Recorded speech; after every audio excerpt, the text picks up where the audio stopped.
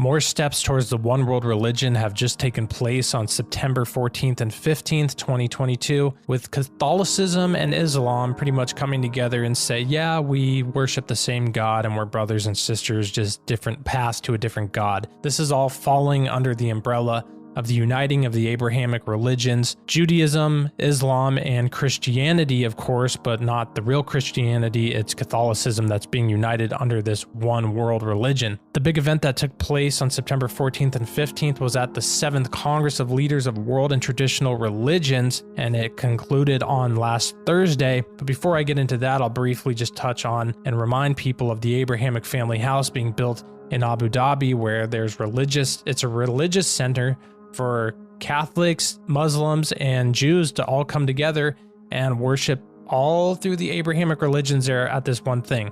The reason this is important is because 2 Thessalonians 2:4 tells us that the Antichrist will demand the worship of himself and his image from everybody, and anyone who doesn't worship him, these people will die. Actually, they will become martyrs, because the only people who won't worship him will be true believers in Jesus Christ, which is not mentioned by Pope Francis at any of these big meetings. So let me read a little bit from this article about it. The world religions leaders today adopted the Human Fraternity document signed by His Eminence, the Grand Imam of Al-Azhar and Chairman of the Muslim Council of Elders, Dr. Ahmed Al-Taib, and His Holiness Pope Francis, their name, not mine, of the Catholic Church in Abu Dhabi in 2019. And this came during the 7th Congress of Leaders of World and Traditional Religions, which concluded on Thursday. Some highlights from the World Congress of Religions. We note that pluralism in terms of differences in skin color, gender, race, language, and culture are expressions of the wisdom of God in creation.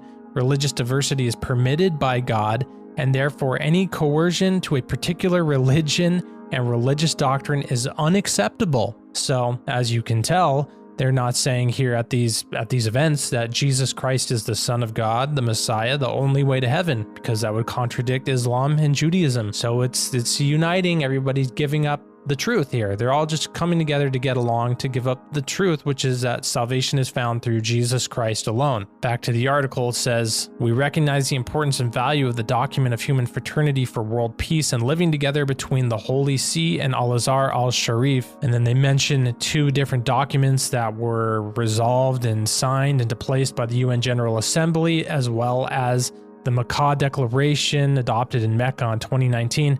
And these call for peace, dialogue, mutual understanding, and mutual respect among believers.